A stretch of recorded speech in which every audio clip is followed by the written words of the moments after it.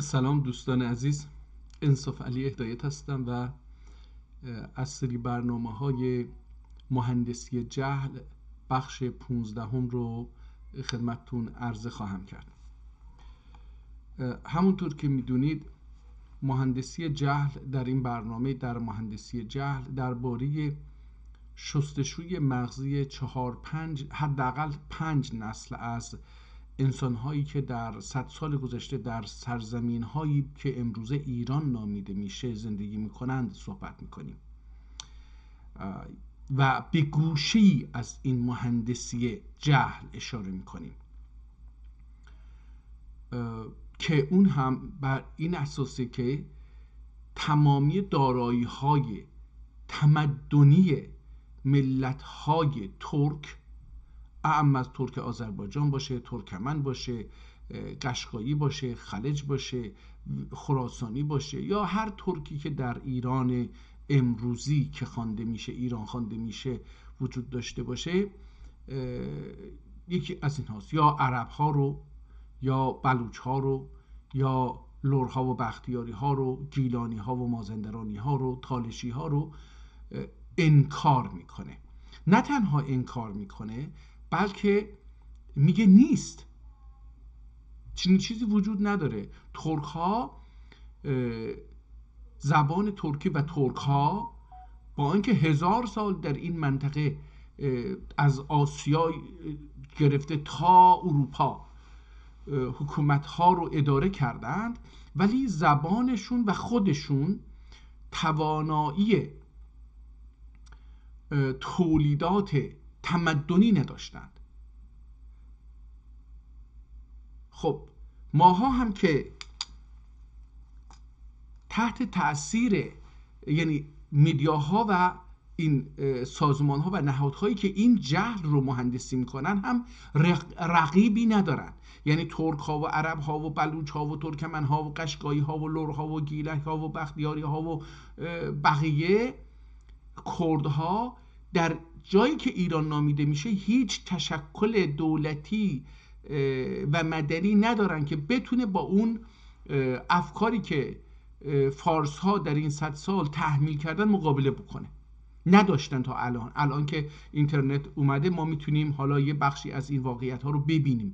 تازه کسایی که بتونن خودشون یه بشکون بگیرن یا دیگران روی بشکون بگیرن که آقا برو یه کتابخونه تحقیق بکن ببین چه خبره. 5 نسل تا 6 نسل در ایران فکر میکردن به خاطر اون حضور دولتی که دیکتاتوری هست و تمامی میدیا و رسانه ها و آموزش از مهد کودک تا آخر دانشگاه و حتی کنترل اینها در محلهای کار رو سازماندهی میکرد، مغز اینها رو با جهل پر میکرد و مجبورشون میکرد به جهل آگاهی داشته باشن و از جهل متابعت بکنن و جهل رو نسل به نسل منتقل بکنن. حالا من بر اثر یک کنجکاوی خودم به این نقطه رسیدم که آقا مگه ترک ها کتاب ننوشتن؟ مگه چطور میتونن امپراتوری بکنن، بذارن 10 ها بلکه 100 ها ملت رو، جغرافیاهای مختلف رو، زبانهای مختلف رو، ادیان مختلف رو، ایدئولوژی‌های مختلف رو زیر پرچم خودشون بیارن، برای 1000 سال اینجا رو در صلح و صفا بتونن با کمترین جنگ‌ها و خونریزی‌ها بتونن نگهداری بکنن، اما تولیدات علمی نداشته باشن. و در اثر این کانالی در تلگرام آشنا شدم به نام آذرباش کتابخانه آذرباش که در اون کتاب‌های خطی و دست نوشته تاریخی ترک‌ها رو اونجا گذاشته، همچنین چاپ‌های جدید ترکی رو در اونجا گذاشته. آشنا شدم و به تدریج با این انسان که یک کار بسیار بزرگی رو انجام داده و 12,000 جلد کتاب‌های خطی رو ازشون PDF تهیه کرده یا PDF ها رو جمع آوری کرده، در یه جایی نگه داشته گفتگو کردم، آشنا شدم و گفتگو کردم و ایشون گفتش که من 12,000 جلد جمع آوری کردم، فقط 4,000 حدود 4,000 یکم بیشتر از این 4,000 کتاب رو گذاشتم، از این 12,000 جلد کتاب رو گذاشتم در این کانال یا در 3-4 جای مختلف که میشه دید و استفاده کرد. و من شروع کردم به معرفی اونها. باز هم برای در هر برنامه دارم اینو اعتراف میکنم، از بخش‌های مهندسی جهل اینه که در ایران 100 سال گذشته به ملل ترک و عرب و بلوچ و ترکمن و بقیه اجازه ندادن در زبان‌های مادری خودشون به بار بیان، تحصیل بکنن، آموزش ببینن با روش‌های استاندارد این زبان که همسایه به استاندارد تبدیل شده. همون زبانه، مثلا ترکی در ترکیه و آذربایجان و کشورهای ترک دیگر به زبان علمی، به زبان استاندارد، به زبان دانشگاه، به زبان علم، به زبان فیزیک، شیمی، ریاضی تبدیل شده، آموزش ببینیم. در نتیجه یکی از جهل‌ها اینه که ما جاهل به زبان مادری خودمون، به زبان استاندارد ادبی و علمی و صنعتی و تکنولوژی که زبان مادری خودمون هستیم. این یک جهل عمیقه. یکی از علماندگی ایرانی ها از دنیا از هر نظر، نه از تکنولوژی، نه، از نظر اخلاق، از نظر انسانیت، از نظر حقوق بشر، از نظر فکر، از نظر احترام به دیگران، از نظر یاری به دیگران، از نظر اینکه کلاهبرداری نکنیم، دروغ نگیم، فساد نداشته باشیم، اینها بدترین کشور روی زمینه ایران. عقب مونده. از بگید از نظر رفتار تو خانواده با هم، از نظر رفتار تو اجتماع با هم، از نظر رانندگی، از نظر حقوق اجتماعی، از نظر حقوق ملی، از نظر آزادی ها، از نظر دموکراسی، از نظر حقوق زن، از نظر حقوق کودکان، از نظر حقوق پزشک، از نظر حقوق متخصصین، از هر جهت که بگید عقب مونده است. چرا؟ یکی از علتش اینه که ما با جهل‌های بسیار پیچیده‌ای که با هم مواجهیم. یکی از اونها اینه که ما تاریخمون رو نمیدونیم. یکی از اونهاست که تاریخ تولیدات فرهنگی و تمدن خودمون رو نمیدونیم. یکی از اونها اینه که ما زبان خودمون رو قادر نیستیم بخونیم و زبان علمی، نه زبان کوچه و بازار. اگر قراره اینجوری باشه، خب زبان فارسی بره تو کوچه و خیابون بمونه. چرا میگن تو دانشگاه و مدرسه تدریس میکنن؟ یا هر زبان دیگری، چرا تو انگلیسی و عربی و فرانسه و آلمانی و روسی و اینها، چینی و ژاپنی و بقیه تو مدرسه و دانشگاه تدریس میشه؟ برای اینکه این زبان وقتی آموزش داده میشه میتونه با زبانهای دیگر رقابت بکنه، میتونه طبیعی بشه، میتونه استاندارد بشه، میتونه فیزیک رو، شیمی رو، ریاضی رو، فلسفه رو، منطق رو، کلا علوم رو میتونه توضیح بده. ولی اگر آموزش داده نشه و انسان‌ها یاد نگیرن، این هر روز کوچکتر و کوچکتر و کوچکتر میشه و تبدیل میشه به مکالمات روزمره کوچه و بازار و بعد یواش یواش از بین میره. خب این مهندسی جهل زاویه ها و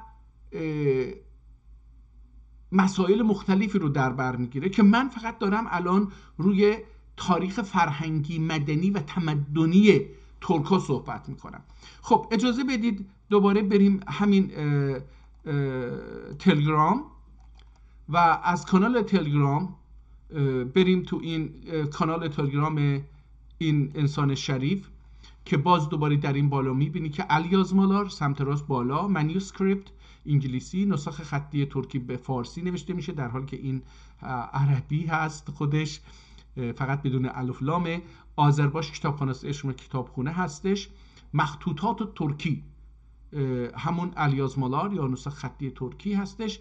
الیاز مالار هم این طرف سمت چپ آخرین کلمه به مفهوم با حروف لاتین بازم به معنی دست نوشته هست در فارسی. و این در این سمت راست اولینش هم ترک هستش با حروف قدیمی ترکی. چون عیده باز هم مثل دیروز و پریروز هیچ چیز جدیدی رو اینجا نگذاشتن، در نتیجه ما مجبوریم که بریم قدیمی ها رو ببینیم. خب حالا من چون قبلا دانلود کردم، به خاطر اینکه این خطوط آبی جدیداً تکنولوژی جدیده که وقتی کتاب رو کاغذ رو چاپ میکنن این رو میذارن که بشه سطر رو راست روی این نوشت. در گذشته این آبی نبود. آبی معمولا در الان ما داریم میبینیم، ولی معمولا در اینه که وقتی بره چاپ اون آبی نمیفته، دیده نمیشه. یا شما الان مثلا وقتی اینو میخونید شما رو اذیت نمیکنه، اما این قرمزه اذیت میکنه. مثلا اگه روش بنویسید ممکنه که خیلی این مطلب دیده نشه. حالا دیروز چیزی که من گفتم این کتاب از چپ به راست نوشته شده، بعد از دوره آتاتورک نوشته شده. اما داشتم نگاه میکردم دیدم که متوجه شدم که این کتاب دستی رو که این آدم شریف نوشته به زبان ترکی و در موضوعات احتمالاً دعا و جادو و جنبل و اینجور چیزا باشه، این آدم از راست به چپ، یعنی از همین صفحه که میبینید قال النبی علیه السلام صفحه 1، ولی اینجا صفحه 96 گذاشته. نگاه کنید، میخوام این اختلاف رو نشون بدم. هی که میرید پایینتر این 94، هی میرید پایینتر نگاه کنید. اینها دیگه فکر کنم مربوط به همین دعا نویسی و اینجور چیزا باشه. من اینها رو چون سر در نمیارم در نتیجه باشون آشنا نیستم ازشون میگذاریم. حالا من این شماره رو میبینید که هی داریم میریم پایینتر کاسته میشه. حالا بریم آخرش چون نمیخوام روی این خیلی زوم بکنیم. اینجا صفحه 6 شروع میشه دیگه، صفحه 5 و 4 و 3 و 2 1 نداره، از 6 شروع میشه. و من دیروز گفتم که احتمالاً این آدم، این نویسنده، بعد از دوره آتاتورک، بعد از تأسیس، بعد از انقراض دولت خلافت عثمانی و تأسیس جمهوری ترکیه جدید اومده و این کتاب رو نوشته. بسم الله الرحمن الرحیم هم شروع میشه از صفحه 7 ببخشید. این آدم شروع کرده به نوشتن و 8 و 9 خالیه، 10 و 11 و همینجوری دیگه ادامه داره پیدا میکنه و میاد تا اونجا. ولی بعدا متوجه شدم که یه اشتباه، دیروز گفتم که وقتی جمهوری ترکیه تأسیس شد و تلاش کردن انقراض دولت عثمانی رو، خلافت عثمانی رو اعلام بکنن، یهو انسان‌ها در اثر یک دیکتاتوری جدیدی که روی کار اومد تا تغییرات و انقلاباتی رو انجام بده، مثلا این دیکتاتوری جدید آموزش و خوندن کتاب‌ها با حروف الفبای عربی رو قدغن کرد و یک شبه همه باید می اومدن و با لاتین می نوشتن و می خوندن و خب کتاب‌های قبلی به لاتین نبود، نمیتونستن بخونن. یک شبه بی سواد شدن.